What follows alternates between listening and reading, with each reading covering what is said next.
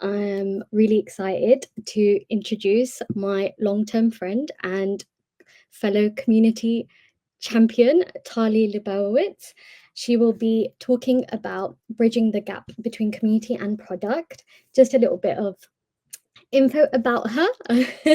She is a seasoned community strategist with a background in marketing and expertise in building, growing, and leading impactful communities across B2B and B2C spaces. She has worked with mission driven startups and global networks to design engagement programs, foster meaningful connections, and align community strategy with business goals. Passionate about remote work, collaboration, and the power of human connection, Tali also consults in the community space, offering insights, ideas, and strategy to help them thrive. Additionally, she is leading the first ever led by community mentorship program, connecting over 50 mentors with over 70 mentees worldwide, which is awesome. I am also part of the program and I'm mentoring. I'm going to give you a little backstory of our friendship. So, me and Tali, we met last year at the London Community Summit. We were on the panel, and I feel like we had this synergy. We were both equally as nervous, and like 10 minutes before we got onto the stage on the panel, we were like hyping each other up, doing breathing exercises. So yeah, that's a little background story for you of our friendship. And I just want to say, aren't community people just the best people? Like honestly, having the 24-hour community loop, sharing all this knowledge, expertise, skills, a way for us to connect with each other. It's honestly every time all of us come together, I'm constantly astounded. So without further ado, I'm gonna give you the floor, Tali, so you can share your wisdom with us. Sophia, thank you so much. That was such a lovely introduction. I'm so grateful to be introduced by a longtime friend and fellow supporter. Honestly, I'm so grateful that the last 2 years at London Community Week, I had you there with me. It really made a world of a difference. So thank you so much. Okay, so we are going to get started. I'm going to share my screen. Hopefully do it right. Let's see here.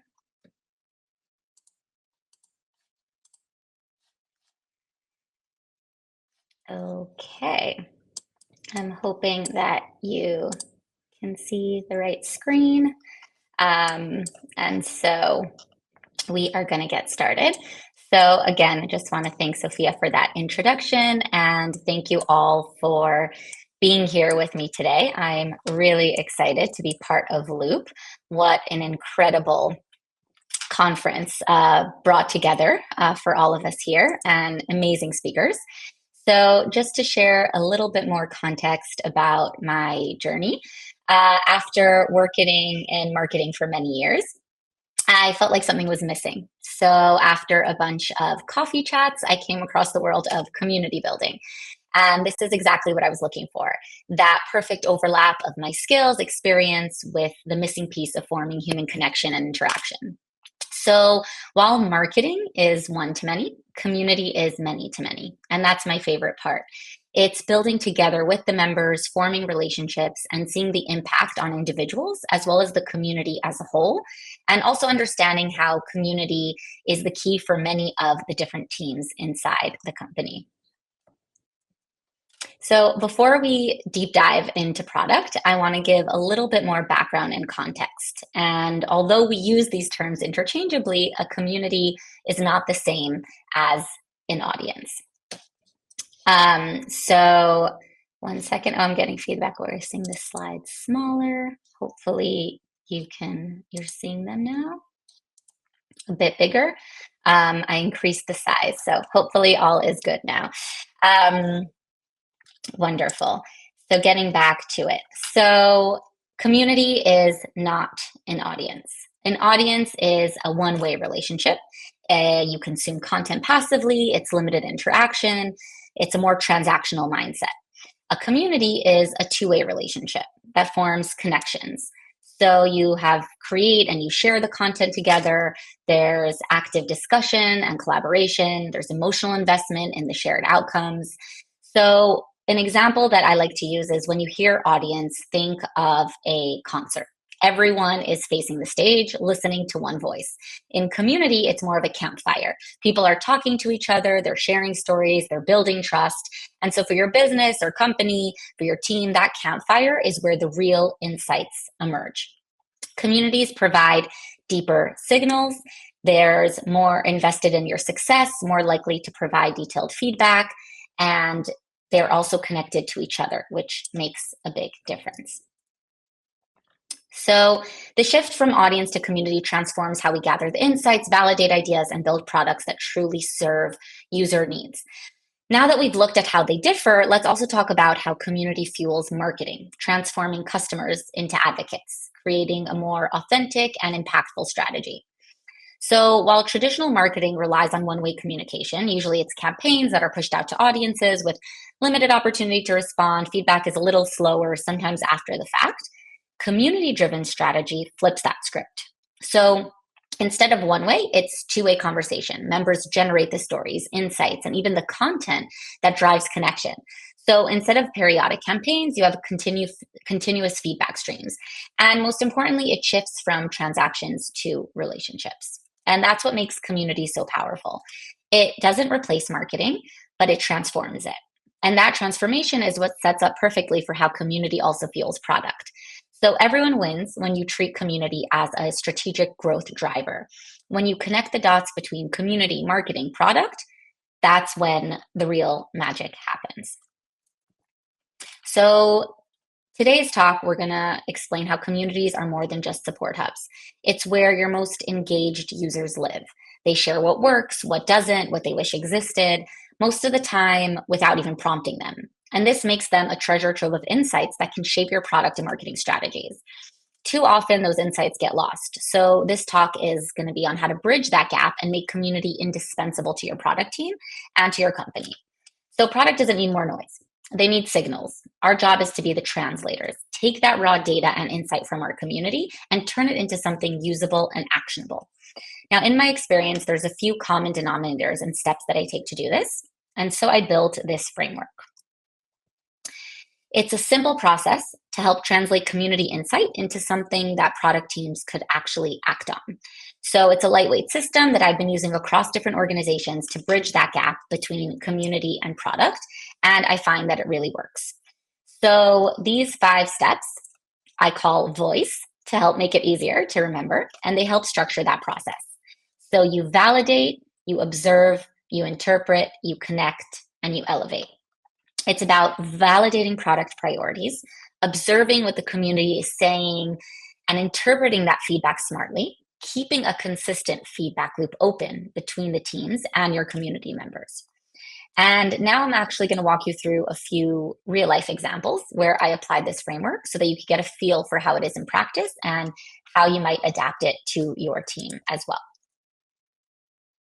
So when I was working at a startup that offered a volunteer management tool connecting tech company employees to nonprofits, I was brought on to build a nonprofit community.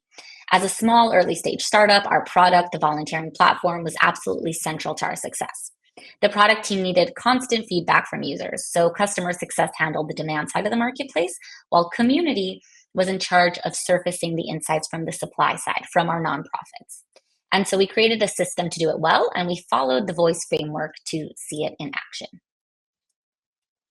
So we started by holding monthly meetings with the product team to align on their roadmap and strategic priorities. Then we made sure that we were actively listening to our nonprofit community for feedback related to the platform.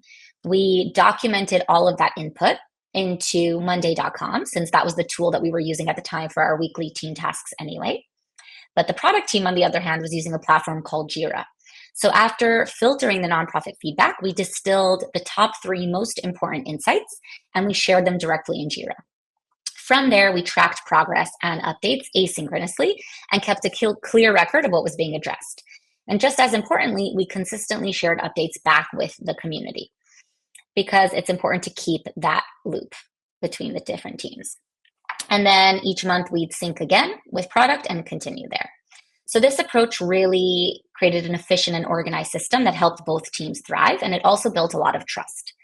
Another powerful approach is also creating direct feedback loops between your community and your product team. So for example, running beta tests or focus groups through your community, it doesn't just refine the product, but it makes the users feel heard. And when they see their ideas reflected in your product, they become natural advocates, amplifying your message, driving adoption, a win-win, something that Sarah in the previous talk spoke about as well. So to take it further, we organized quarterly roundtables between a select group of community members and our head of product. And these were incredibly powerful because members felt heard, product got that unfiltered, real world feedback, and that applied to both positive and constructive feedback because you need both. So keep your loops lean. Short summaries, easy to digest metrics, and visualized member quotes go a long way. And that can look like a monthly summary email, feedback forms, beta groups, or collaborative platforms, just like I was sharing before, where you can share and track that progress and the updates. So you don't need fancy tools. This can be done in Notion, on Monday, on a Google Sheet. The key is just consistency and clarity. Now, I know that there's people that work at different size companies, different size teams and manpower. So obviously take this information and adapt it to your needs and specifications. I would actually love to hear from you in the chat if you're a lone community builder or if you work on a team, if you're in a small or big company, organization / startup.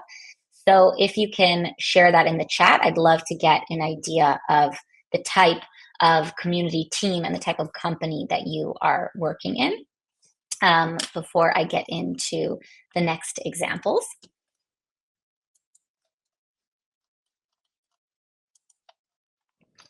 And I know that we do have a bit of a delay, so taking that into consideration.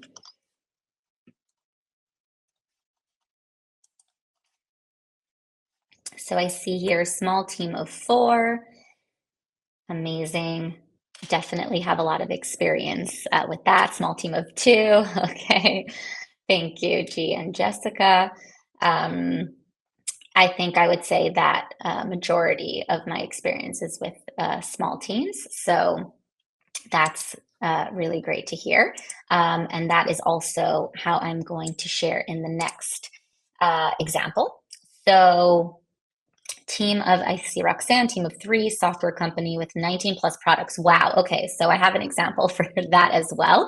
I love the different sized teams and different sized organizations. So I will actually share 2 other examples of different types of community and product collaboration that can hopefully help with that as well. So to give all of the different sized teams a way to sort of implement this framework. So one example will be from my time at another early age startup where there was no product team. And the other example is from one of my favorite companies that's successfully implementing community-led growth. So that could be maybe more relevant for Roxanne. So when I was working at a super early stage startup as employee number 5, I was in charge of building our user community. The company was a mobile app for adults with ADHD, supporting them with their coaching, therapy, CBT programs, and community. Now, we made the bold and slightly wild decision to build a community space inside our app and to do it fully in-house. And that meant a lot of engineering and product work. But the catch was there was no product team. The only person handling product was our very busy co-founder. So I had to take on that responsibility myself. So here I also applied the voice framework, but in this case, the product direction was actually driven by our members' needs. So instead of just observing how they interacted, I actually created a questionnaire, scheduled one-on-one calls to understand exactly what they wanted from the community space and to gather feedback on the app as a whole. From there, I filtered that feedback, distilling what was actually relevant, actionable, and aligned with our mission. And then here I used Monday.com again to build a collaborative product roadmap and user experience board because that was the product that we were using anyway. And this helped make all the input easy to digest and accessible for both our engineering and product team members. And just like in my previous example, I made sure to close that loop with the community, keeping them informed on what was in progress, what was being prioritized, and what would be shipped. And then I also pulled together a beta tester group of highly engaged users, people who believed in our mission and were excited to support it. They gave early feedback, talked directly with the product team, and helped shape new features before the launch. So that's my own personal example. And now this next one is from one of my North Stars for everything community related, because they just truly get it. And this is Notion. So their game-changing strategy is empowering community champions. So super users who love the product, genuinely want to help others succeed, welcome new members, share tips, lead discussions. And this type of peer-led support creates a ripple effect. So new users feel supported, they stick around longer, and then they often turn into champions themselves. And that's exactly what Notion did and still does today. And what's really amazing is that their community wasn't built, it actually emerged. So users were already creating Reddit threads, Facebook groups, TikToks, and meetups before Notion even had a formal community strategy. And instead of trying to control it, Notion leaned in. And one of my favorite examples is that they hired Ben Ling, a power user who was already building community templates and resources, and he became their first head of community. And that move showed how deeply they valued authentic contributors. They also set up rituals like Reddit feedback threads where users could upvote feature ideas and help the product team prioritize what mattered. And to manage this at scale, they used a tool called Common Room, which pulls in data from Reddit, Slack, Twitter, and more, tagging themes, tracking patterns, and this gave product team insight, not noise.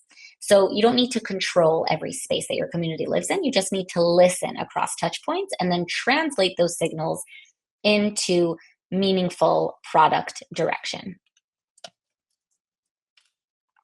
And that's really how you gain product's trust. You show up with patterns, potential impact, and clarity, not just community love. But it's also important to remember to share that positive feedback when it comes, because we all love hearing that we're doing a good job, and product isn't any different. So we share all the complaints and bugs with them. We need to make sure that we remember to share with them that their hard work is also appreciated. So product teams don't need more noise. They need clear, curated signals. And when you bring context and clarity, you stop being a messenger and you start being more of a strategic partner, making community indispensable. So to do this, you don't need fancy tools. You don't need a buy-in. You just need to start writing these things down and passing them on. It builds trust, and that's how systems are born. So tomorrow you could try these few easy and basic steps to get started. Create a doc. Write down what you're hearing this week. It could be Notion, Google Doc, a paper napkin, doesn't matter. Just start writing it down. Tag what matters. Use 2 to 3 labels that are relevant to your specific case, UX, feature, success. And then from that, share 3 bullets, either by Slack or by email, to your product lead. Close the loop. Follow up on the status. And when a feature goes live, celebrate that with your community members who inspired it. Yeah, Serena said patterns, not posts. Definitely. So if we want to recap, voice, validate the product's direction and priorities. Observe what your community is saying, doing, and needing. Interpret what's coming up most and why it matters. Connect those insights with product clearly. Elevate what gets built. Track it, share it, celebrate it. Now, you don't have to get it perfect, but when you listen deeply and you share clearly, product starts to listen back. And that's what makes all the difference. So I hope that you can take this framework and adapt it to your specific team, organization, community. And hopefully this helps make things seem a little less overwhelming and give you those basic steps and things that you can even start tomorrow to start implementing, so that you're pulling out the relevant information and insights from your community, giving them what they want, but also supporting product and marketing as well, with them hitting their goals, and so that everyone can work cohesively together. So thank you so much. I'd love to keep this conversation going. Shared my LinkedIn QR. Feel free to reach out anytime if you have any opportunities, questions, if you just want to chat community, remote work, social impact, anything that you're working on. I'd love to hear from you. So thank you so much.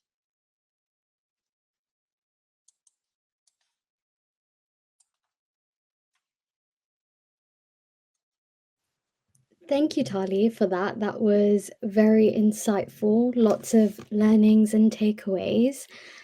Guys, please feel free to drop in the chat in the Q&A section if you have any questions for Tali.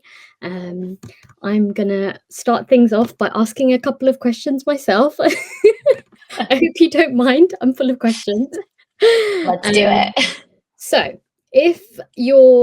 when you're in a company and you're obviously trying to establish the value of community, being a solo community manager, and the key stakeholders, they're like, okay, they've recognized that community is a great way to get feedback, but we want 5+ feedback loops. We want 10. We want as many as you can do.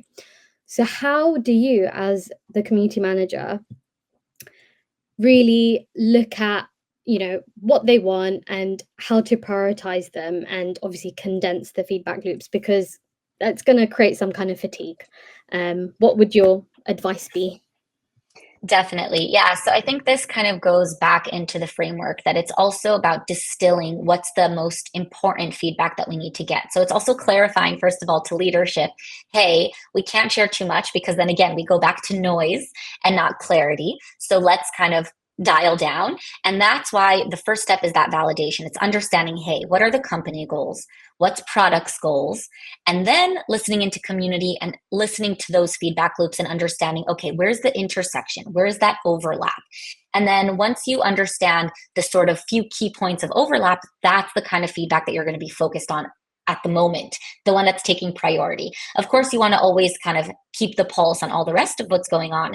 But what you're going to be transferring on and passing along are those few key elements that are overlapping all the intersections. So it's always kind of finding that balance. I feel like you know this as well, but as a community person, you are always trying to kind of like balance that, what the community wants, what the company wants, what the different teams want. So it's just being that middle person, trying to balance everyone and finding that kind of perfect overlap to move forward. Yeah. Cool. And we've got a question from the lovely Serena. How often should we be reviewing and gathering insights? What does a good model look like? Great question, Serena. So honestly, this is very personal to your community, how big it is, how active it is. It's also about your team, how quickly product is doing their sprints and reiterating and coming up with new features and different things like that. So you have to take all of this stuff into consideration. And then accordingly, that's how you know how often you need to be kind of transferring that information, passing on that feedback. So for example, in the what I was sharing before, I found that when I worked at the volunteer management startup, we had to do this monthly because it was early stage. There was a lot of things happening, a lot of issues with the product as well. So it had to be sort of a monthly update. And it was a monthly meeting, but throughout that month, we were asynchronously updating as well. So it was actually, in a way, constant, which was obviously a lot of work, but it was needed because they were very ready to reiterate and kind of keep rolling out new features, updating existing ones. So it was like working very quickly, like a sprint in an early stage startup, right? But if you're working at maybe a bigger organization where things are going a little slower, then you might not even have to do that. So it could be something that's asynchronously ongoing. It could be a monthly meeting. It could even be a quarterly meeting, right? You have to also just understand like how much feedback is coming in from your community. There are communities, and Serena, you know this too, there are communities that are a lot louder and have a lot more to say, communities that are a little quieter. Maybe you need to prompt them a little bit more. So you kind of just get that pulse for it and then act accordingly. Cool. Thank you. And I have another question. So, what would you do if you get pushback from product? So they don't want to work with you. They don't see the value in community because the way that things have been going, it's just been fine.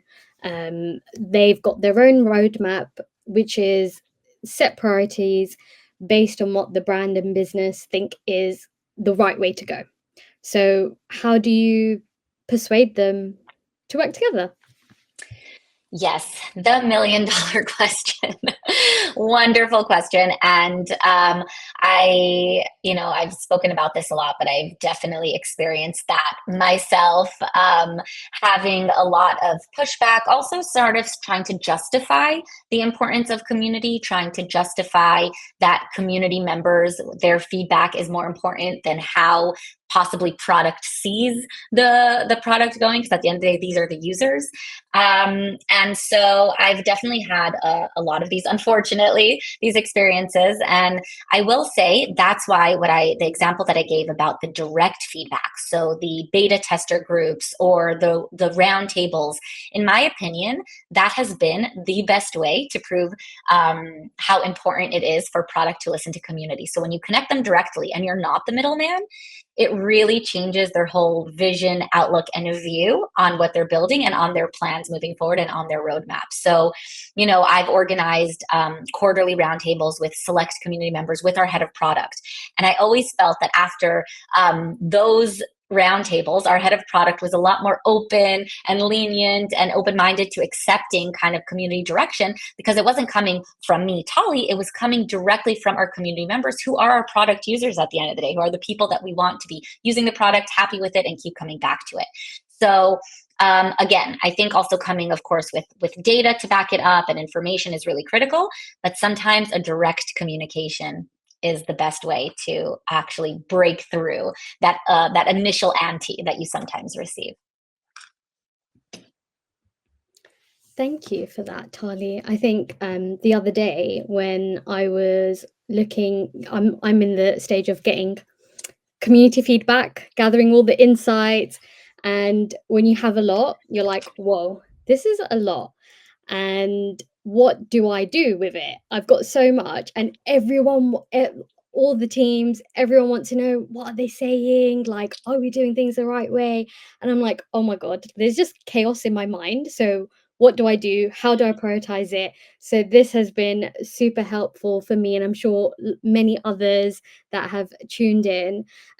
One thing that now this sentence will definitely resonate with many of you is like how I feel like as community professionals, we're always wondering, are we making the wrong decision or we make the right decision? So we need to stand by the community, right? So as long as we're making informed, sensible decisions that's backed by data, we're all good. So that is Couldn't agree more. Yeah. Something that really stuck with me and calmed me down. And yeah, thank you so much, Tali, for your presentation. It's been a pleasure. Thank you guys for tuning in, and I will be introducing our next speaker very, very shortly. Thank you, Sophia, and thank you, everyone. And as I said, feel free to reach out on LinkedIn. Would love to connect, and thanks for being here today.